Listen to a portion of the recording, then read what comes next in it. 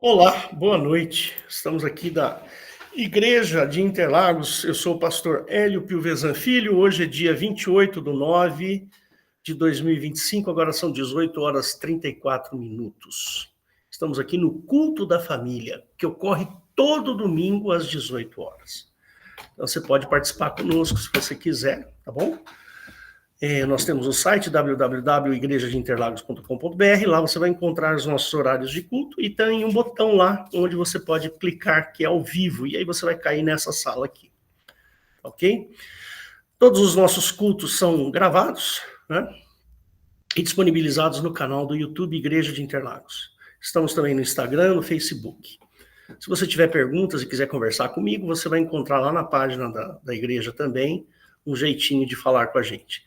Peço que você curta, comente, compartilhe e diga de que lugar que você está assistindo. Quando você faz isso, o YouTube levanta a importância do nosso canal. Então eu peço que você faça isso e se inscreva no canal e acione o sininho das notificações, tá bom? Dito essas palavras padrão, vamos voltar aqui. O título da minha mensagem hoje é A Minha Graça Te Basta. E eu fiquei motivado em trazer essa mensagem, porque essa semana nós perdemos a irmã Viviane, a esposa do pastor Esdras. Ela estava com um câncer muito agressivo, um câncer renal. Infelizmente, o câncer venceu e ela partiu. Mas nós temos a certeza, pelo que eu conhecia da Viviane, uma mulher de Deus, uma mulher abençoada, uma mulher de oração, uma mulher dedicada à família, uma pessoa comprometida com Deus. Eu tenho certeza que no último dia nós nos encontraremos com ela. Que o Senhor Jesus com certeza ressuscitará e a levará para dentro do seu reino. Então, às vezes a gente pensa, né, puxa vida, por que uma pessoa tão jovem, Viviane acho que devia ter coisa de 50 e talvez 55, 56 anos, não tenho certeza, mas uma mulher jovem, tem teria muita coisa pela frente na vida, e a gente fica se perguntando, né, por que Deus a recolheu? Por que Deus a levou? E aí eu fiquei pensando, meditando nisso, fiquei muito triste pela família, porque ela tem 4 filhos, desses, são 4, né? 4 filhos. E desses 4 filhos, 2 deles são bem dependentes da família, né? Enfim, eu fiquei triste e tinha uma consideração muito grande pela Viviane, né? Uma mulher muito de Deus. E eu fiquei me perguntando, falei, puxa vida, né? Por que isso? Mas aí eu encontro aquele texto maravilhoso que está, acho que se... Oh, meu Deus, eu ia anotar aqui, eu esqueci de anotar, irmãos. Sueli. Deixa eu ver, por que eu não anotei? Bom, enfim, eu não anotei, mas eu acho aqui rapidinho o texto.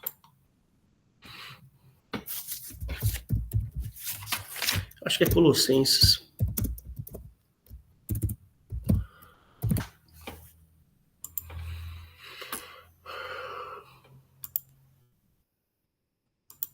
Só um segundinho, irmãos. 2 Coríntios 12:9. Vamos lá. 2 Coríntios 12, verso 9. Todo mundo conhece bem essa passagem aqui, né? Vamos ler desde o verso 1. Diz assim: em verdade que não convém gloriar-me, mas passarei as visões e revelações do Senhor. Conheço um homem que em Cristo, que há 14 anos, se no corpo não sei, se fora do corpo não sei, Deus o sabe, foi arrebatado ao terceiro céu. E sei que o tal homem, se no corpo ou se fora do corpo não sei, Deus o sabe, foi arrebatado ao paraíso e ouviu palavras inefáveis que ao homem não é lícito falar. De alguém assim me gloriei eu, mas de mim mesmo não me gloriei, senão nas minhas fraquezas. Porque se quiser gloriar-me, não serei nécio, nécio aqui é louco, né? Porque direi a verdade, mas deixo isto para que ninguém cuide de mim mais do que em mim vê ou de mim ouve. E para que não me exalte pela excelência das revelações, foi-me dado um espinho na carne, a saber, um mensageiro de Satanás, para me esbofetear, a fim de não me exaltar. Acerca do qual 3 vezes orei ao Senhor para que se desviasse de mim. E disse-me, a minha graça te basta, porque o meu poder se aperfeiçoa na fraqueza. De boa vontade, pois me gloriarei nas minhas fraquezas, para que em mim habite o poder de Cristo. Por isso sinto prazer nas fraquezas, nas injúrias, nas necessidades, nas perseguições, nas angústias por amor de Cristo, porque quando estou fraco, então sou forte. Então, eu esqueci de espelhar, né? Mas tudo bem, irmãos. Me perdoem que eu esqueci de espelhar. Bom, aí eu fiquei aí pensando, né? Eu falei, poxa vida, graça, né? A graça, todo mundo já na igreja sabe bem o que é a graça. Como que a graça funciona, né? Nós sabemos, graça é perdão. Graça é perdão. A gente já está careca de saber, né? É a disposição que Deus tem em perdoar, em apagar, desconsiderar o nosso pecado. Isso é graça. Deus desconsidera o nosso pecado. E aí a gente vai falar um pouquinho disso, né? O pecado, ele foi introduzido lá em Gênesis 3, né? A morte foi introduzida no mundo, lá em Gênesis 3. Quer ver? Vamos mostrar aqui para vocês como que a morte, ela é introduzida. E olha, eu gosto de falar desse assunto, irmãos, vocês sabem disso, né? Então, lá em Gênesis, no capítulo 3, no capítulo 2, verso 17, né? 16, vai. E ordenou Jeová Deus ao homem, dizendo, de toda árvore do jardim comerás livremente, mas da árvore do conhecimento do bem e do mal, dela não comerás, porque no dia em que dela comeres, certamente morrerás. Ou seja, até esse momento não existia morte. Se Adão e Eva não tivessem cometido o pecado no paraíso, eles estariam vivos até hoje. Até hoje eles estariam vivos, não teria morte. Então eu queria que você raciocinasse dessa maneira. Então, Adão recebeu essa ordem, falou, olha, não coma, essa daqui você não pode comer. Se você comer, você vai morrer. Ou seja, Jeová Deus aqui, esse Deus Jeová trouxe até Adão a possibilidade da morte, né? E quando Adão peca, no capítulo 3, todo mundo sabe, né? Aí a morte é introduzida aí nas vidas das pessoas, né? Então ele fala lá, capítulo 3, 1. Ora, a serpente era a mais astuta de todas as animárias do campo que Jeová Deus tinha feito. E essa disse à mulher, é assim que Deus disse, não comerás de toda árvore do jardim?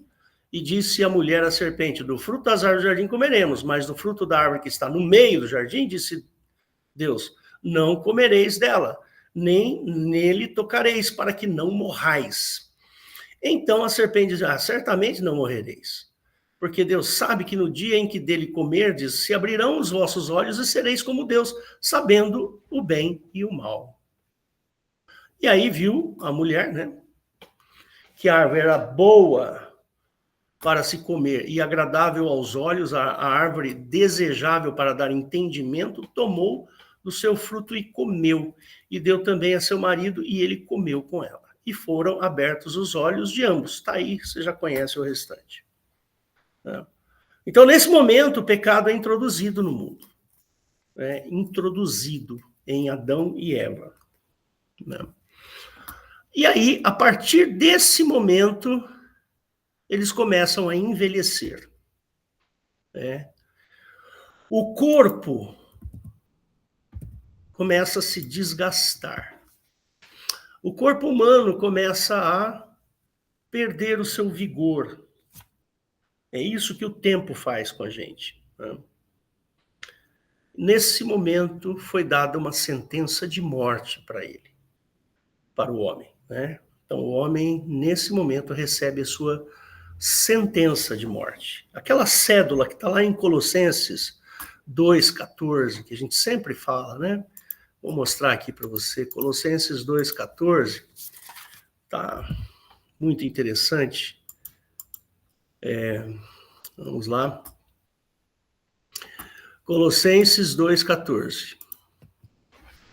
Ele fala assim, né? Havendo riscado a cédula que era contra nós nas suas ordenanças, a qual de alguma maneira nos era contrária, e a tirou do meio de nós, cravando-a na cruz. Ou seja, Jesus fez isso. Ele foi lá, pegou a sentença de morte e levou para a cruz. Cravou-a na cruz. Esta sentença de morte foi colocada na cruz de Cristo. Vocês devem lembrar em Romanos 6,23, que ele fala que o salário do pecado é a morte, né? Ou seja, a recompensa pelo pecado, quando se comete o pecado, a recompensa do pecado o galardão do pecado é a morte. E o tempo, então, passa a ser o nosso inimigo. A impressão que dá é que, por causa da passagem do tempo, nós envelhecemos, nós perdemos o vigor. O tempo é aquele que nos dá conhecimento. É o tempo, à medida que o tempo passa, nós começamos a ter experiências nas nossas vidas e começamos a ter entendimento das coisas. Você vai lá na faculdade, estuda, e assim vai, o tempo vai passando, você vai adquirindo experiências e vai. E com essa experiência, com esse entendimento, tem a morte no final. Quando o tempo passa bastante, sei lá, aos 70, 80 anos, a gente morre. E esse é o nosso inferno. Nosso inferno é o tempo. Então, nós precisamos falar um pouquinho aqui sobre esta obra maravilhosa que é a obra de Cristo. A obra de Cristo, ela é maravilhosa. Por que ela é tão bacana? Por que ela é tão maravilhosa assim? Porque é exatamente o contrário daquilo que nós lemos no Velho Testamento. É o extremo oposto. Lá, Jeová promete a morte para quem pecar. Aqui, Jesus promete a vida para quem crer nele. Olha só o antagonismo dessa história aí. Olha como é interessante esse antagonismo. Então, lá no Velho Testamento, existe uma ordem legal espiritual. Esta ordem legal, vamos dizer, esse ambiente legal que foi dado a Moisés no monte, lá naquele monte, as tábuas da lei, as ordenanças e tudo mais. Esse ambiente ao qual o homem foi inserido. Ele foi inserido dentro de um reino onde existe um sistema legal. Por isso que a gente fala da lei do Velho Testamento. Eu, você, todos nós, os seres humanos, nós estamos debaixo desta lei. Desta lei que foi dada no Velho Testamento. E quem não cumpre a lei que está lá, as pessoas que não fazem, que não cumprem, o que vai acontecer? Elas morrem. Tem que morrer. Então, olha só a maldição ao qual nós fomos colocados, né? Nós fomos colocados dentro do tempo para que nós morramos. O tempo vai passar e eu vou envelhecer e eu vou morrer. Que é exatamente a corrupção. A corrupção, ela vem por causa do tempo. Ora, se você tem um pedaço de ferro e deixa ele ali e nunca mexe nele, vai chegar uma hora que ele vai ficar todo enferrujado. É a corrupção. Então, veja, esta lei do Velho Testamento é uma lei maldita. Tanto é que esse texto que nós acabamos de ler, ele chama de inimizade, quer ver? Olha só, vou mostrar aqui para você um pouquinho antes. Ele vai chamar esta lei de inimizade, ó.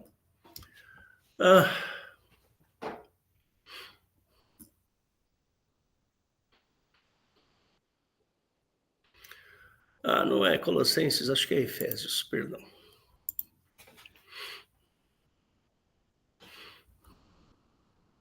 Tô fraco aqui, viu? Meus textos aqui estão... onde que fala lá, Eliette, que da inimizade?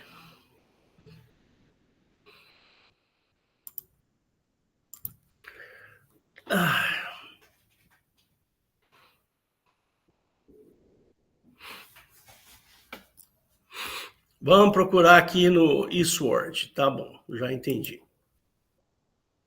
eSword é a nossa, vamos dizer assim, é a nossa salvação aqui do pastor, é o eSword, né? Que fala que é a inclinação da carne é inimizade? Não. Espera aí que eu já acho aqui. Desfez a inimizade é Efésios 2,15. É exatamente isso que eu quero. E eu estava em Colossenses, né? Estava errado mesmo, 2,15. Obrigado, Eliette. Então ele fala assim, ó. Vamos ler aqui um pouquinho antes. Portanto, lembrai-vos de que vós, noutro tempo, erais gentios na carne, chamados incircuncisão, pelos que na carne se chamam circuncisão feita por mão dos homens, pela mão dos homens. E naquele tempo estáveis sem Cristo, separados da comunidade de Israel e estranhos às alianças da promessa, não tendo esperança e sem Deus no mundo. Mas agora, em Cristo Jesus, vós, que antes estáveis longe, já pelo sangue de Cristo, chegastes perto, porque Ele é a nossa paz, o qual de ambos os povos fez um, e derrubando a parede de separação. Olha aí, é uma parede de separação a lei, que estava no meio, na sua carne desfez a inimizade, isto é, a lei dos mandamentos que consistia em ordenanças, para criar em si mesmo dos dois um novo homem fazendo a paz. E pela cruz reconciliar ambos com Deus em um corpo, matando com eles as inimizades, as leis, a lei. Ele fala aqui, ó, ele dá a definição do que é inimizade, ó. Ó, a inimizade, isto é, a lei dos mandamentos que consistiam em ordenanças. Pela cruz reconciliar ambos com Deus em um corpo, matando com ela as inimizades. Irmãos, isso está tão claro para mim, queridos. E vindo ele, evangelizou a paz. Por quê? Porque antes estávamos em guerra, em luta. A vós que estáveis longe e aos que estavam perto, porque por ele ambos temos acesso ao Pai em um mesmo Espírito. E assim vai. Esse é o significado da obra de Cristo. Acabar com a lei, irmãos. Quando Jesus, lembra que no texto, o texto de Romanos fala assim, que o salário do pecado é a morte? Ou seja, é uma lei espiritual isso aí. Se você peca, você tem que morrer. Percebe? Agora, Jesus não pecou e morreu. Eu já falei isso aqui tantas vezes. Ora, se Jesus não pecou e morreu, a morte não poderia retê-lo. Percebe? Por isso que Jesus ressuscitou. Ele ressuscitou por causa da invalidade da sentença a qual Jesus foi sentenciado. Percebe? E eu vou fazer aqui uma leitura de um texto que uma vez eu escrevi, eu já falei isso para vocês, né? O primeiro significado da morte é aquele em que a vida se esvai de um corpo. Um corpo começa a se decompor no sentido literal. Esta morte acontece, pois o tempo passa, nós envelhecemos e chega um momento em que a vida fica insustentável naquele corpo. Uma falha geral vai acontecer.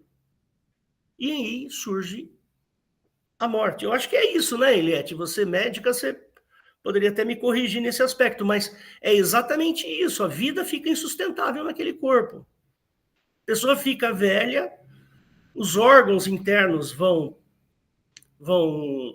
perdendo as suas funções, não vai receber mais aqueles hormônios, aquelas químicas que fazem com que a vida aconteça.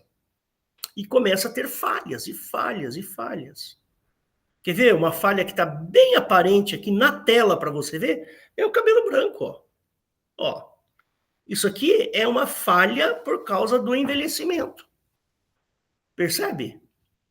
Eu estou envelhecendo, eu tenho 62 anos, vou fazer 63. Então a minha barba já está ficando branca, o meu bigode está ficando branco, meu cabelo está ficando branco, eu começo a usar óculos porque eu não consigo enxergar, eu tenho presbiopia. Presbiopia é o envelhecimento de uns músculos que nós temos lá dentro do olho que faz o fechamento e a abertura das lentes internas do olho para fazer o foco. Eu perdi essa capacidade de fazer o foco, aí eu vou no oftalmo e ele me receita um óculos que faz o foco para mim. Vocês estão entendendo? Esse é o resultado do envelhecimento, esse é o resultado do pecado, esse é o resultado de nós estarmos inseridos dentro de um ambiente espiritual ligado a Jeová.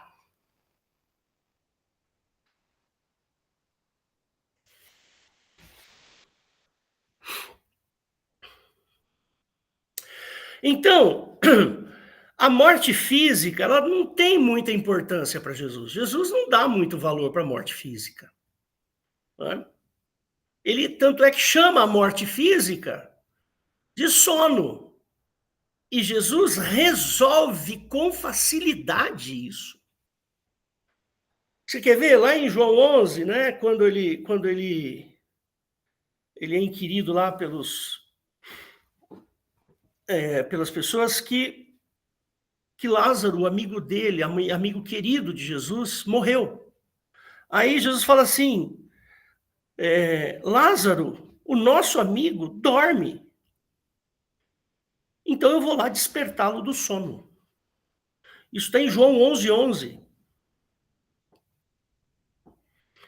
Então, se você quiser ver, olha, a morte física, eu estou falando da morte física disso aqui, ó, dessa parte aqui, ó, dessa carne aqui, tá vendo? Essa morte física, posso dar aqui alguns textos, Mateus 9:24, 1 Coríntios 11:30, 1 Coríntios 15:6, 1 Coríntios 15:20, 1 Tessalonicenses 4, de 13 a 15. São textos aonde o escritor na Bíblia trata a morte física como sono. Aquele texto, nossa, muito tradicional, 1 Tessalonicenses. Vamos ver aqui o 1 Tessalonicenses, só para a gente contextualizar. É muito interessante, viu, isso aí. A maneira como Jesus, ele fala, né, de 13 a 15, né, ele fala assim, não quero, porém, irmãos, que sejais ignorantes acerca dos que já dormem. Olha aí, dormem. Para que não vos entristeçais como os demais que não têm esperança. Porque se cremos que Jesus morreu e ressuscitou, assim também aos que em Jesus dormem, ou seja, que morreram, Deus os tornará a trazer com ele. Este é o significado de estar vivos, irmãos. Estar vivo é não estar morto. Então, se eu dormir como Jesus, eu ressuscitarei como Jesus. Dizemos-vos, pois, isto pela palavra do Senhor, que nós, os que ficarmos vivos, para a vinda do Senhor, não precederemos os que dormem. Aqueles que estão dormindo no cemitério, como a Viviane, que ela agora está num sono profundo, aguardando a vinda do Senhor. Para ela, o tempo entre ela morrer e ressuscitar vai ser num piscar de olhos, do ponto de vista da Viviane. Do nosso ponto de vista, pode demorar anos, dezenas de anos, ou centenas de anos, mas do ponto de vista de quem está na morte, vai ser num piscar de olhos.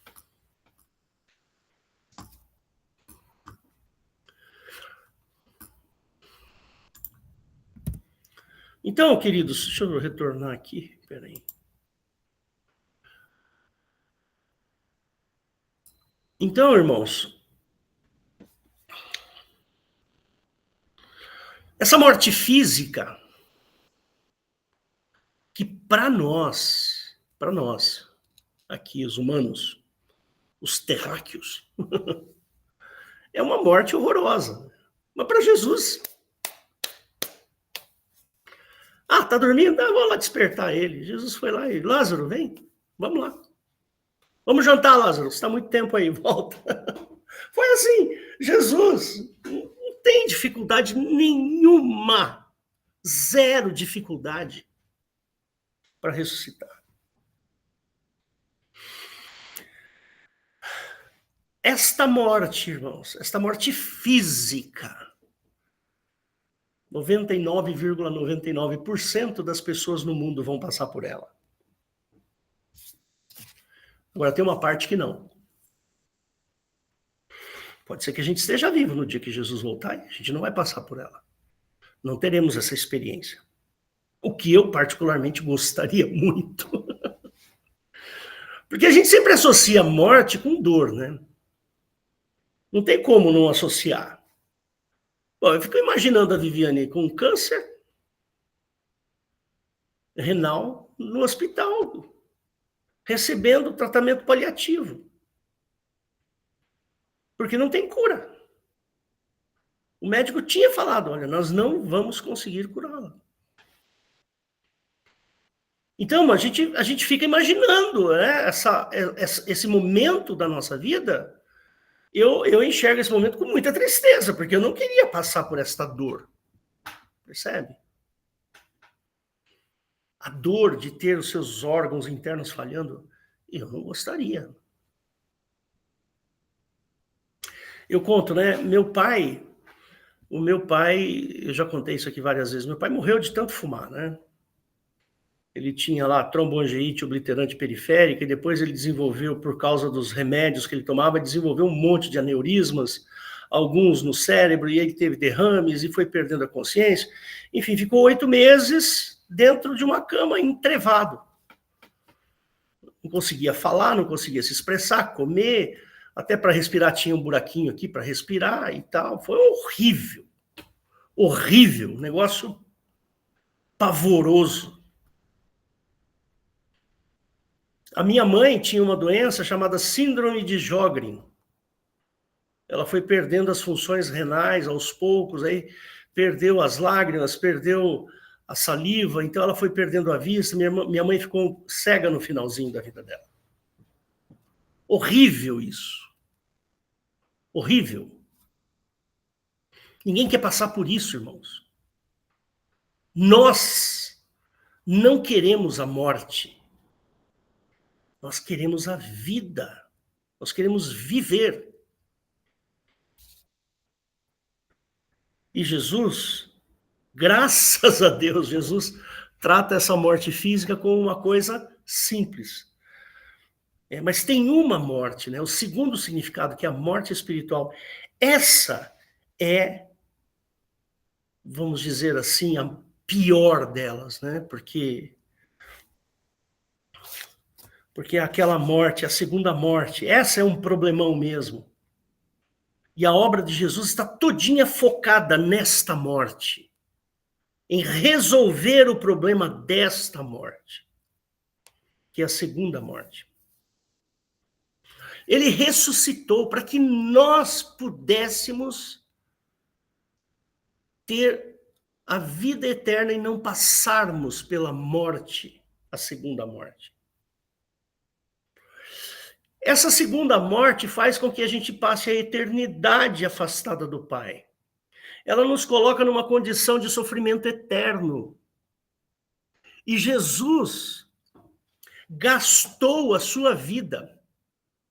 Ele investiu todas as fichas, entre aspas, aí, né, que ele tinha, em nos convencer, em convencer o ser humano de que deveríamos crer nele, para que nós não passássemos pela morte, e sim para a vida eterna. E quem faz com que eu passe pela segunda morte são as ofensas e pecados. Isso está em Efésios 2. Pois você lê lá. Jesus botou todas as fichas que ele tinha, tudo que ele tinha, ele gastou tudo que ele podia gastar para nos convencer a crer nele, para que não passássemos pela segunda morte. Que é aquela morte que nos afasta da presença de Deus. Que fica longe de Jesus, fica longe do Pai.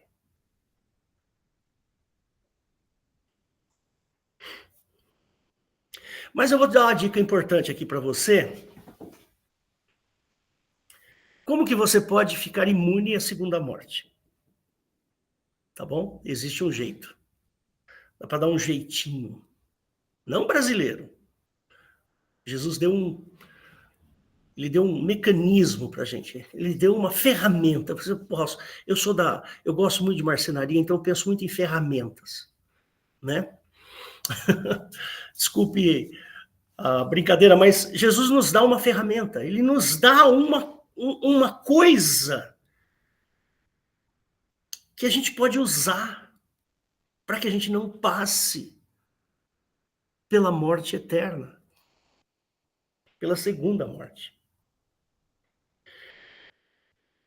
E é uma palavrinha tão simples, são 2 letras. Você sabe qual é?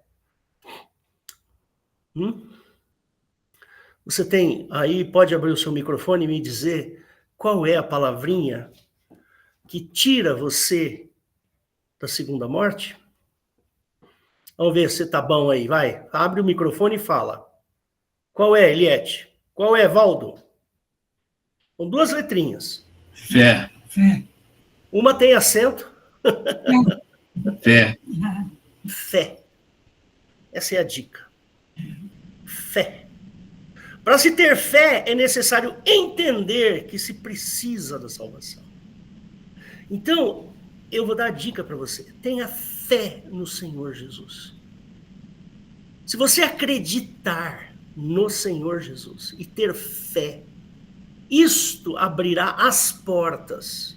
Esta é a chave que abrirão as portas da salvação para você.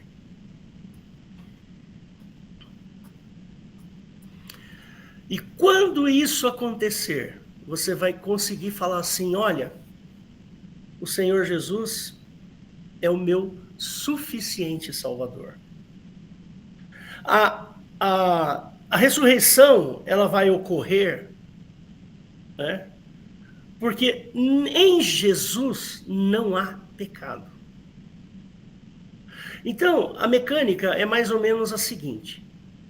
Jesus vem para a Terra, se faz homem, ele se faz servo, ele não peca. O objetivo de Jesus era não pecar. A luta dele, o tempo inteiro, era não pecar. Por quê? Porque se ele é lançado na cruz sem pecado, então eu consigo desfazer o império da lei. Eu desmonto o império da lei, porque o pecado é a razão de ser da lei. Então, se Jesus não tem pecado, ele não tem motivo para ser morto. Mas ele é morto do mesmo jeito, percebe? Mas lá não tem pecado. Aquele corpo estendido naquela cruz, pregado dos braços, morto. Tem um determinado momento que a Bíblia fala que Jesus entregou o seu espírito, ou seja, ele morreu, parou de respirar. O pulmão parou de entrar ar. O coração parou de bater. O sangue parou de correr. O rim parou de funcionar. O estômago de Jesus parou totalmente. E aí começaria a decomposição. Começa-se a decomposição, as bactérias vão se multiplicando internamente, a temperatura do corpo abaixa, e aí as bactérias vão se proliferando, e assim o corpo vai inchando, vai aumentando. Foi isso que aconteceu com Jesus. Mas ele não podia passar por isso, porque ele não tinha pecado. Então, a morte de Jesus foi interrompida. Quando a morte de Jesus é interrompida, a lei perde a validade. Porque a lei, ela só funciona para quem tem pecado. E Jesus foi colocado na morte sem pecado, não podia fazer isso. Percebe? E aí, então, a lei deixa de ter valor para o corpo de Cristo. O corpo de Cristo não apodreceu.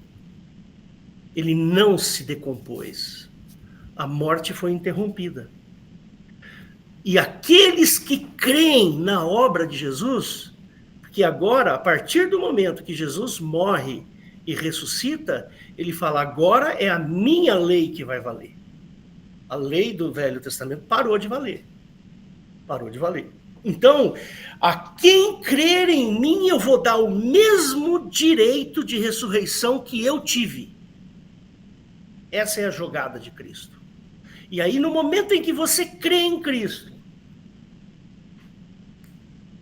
a lei não é mais, ela não reina mais sobre a sua vida. Quem reina sobre a sua vida é a graça, é o perdão de Deus, é o favor de Deus, pela obra de Cristo. Gente, eu não sei ser mais claro do que isso. Sinceramente, eu acho que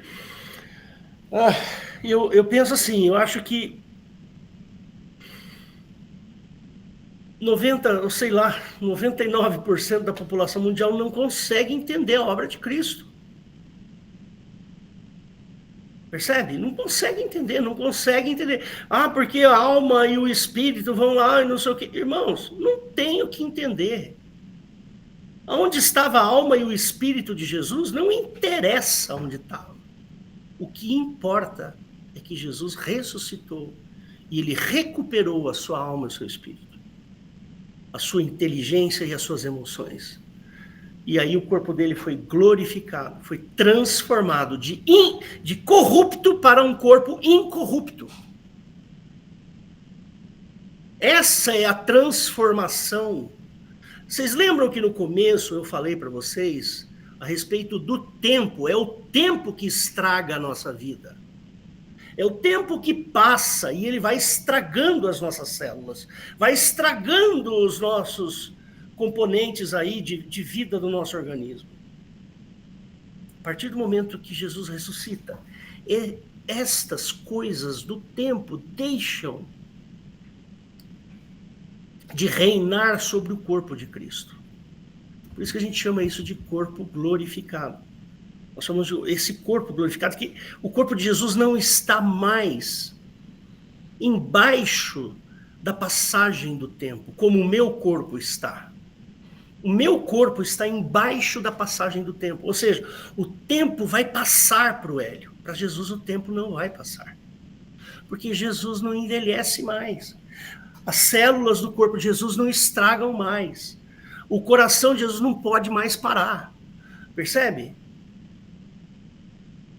É difícil de entender isso num contexto físico tridimensional que a gente vive. Mas é o que está escrito aqui, irmãos. Eu não estou falando nada além do que está aqui, ó. Todas essas conclusões que eu tenho, que eu chego, é o que está escrito na Bíblia. É o que Jesus nos ensina. Que ele veio aqui para matar a morte. Então, irmãos, se você não quer participar da lei de Jeová, do Velho Testamento, então faz o seguinte: creia em Cristo. Aceite o Senhor Jesus como Salvador. Ah, tem algumas dificuldades nisso? Tem. Nada que você não possa pedir para ele te ajudar. A Bíblia fala que no mundo tereis aflições. Então nós precisamos sair desse mundo.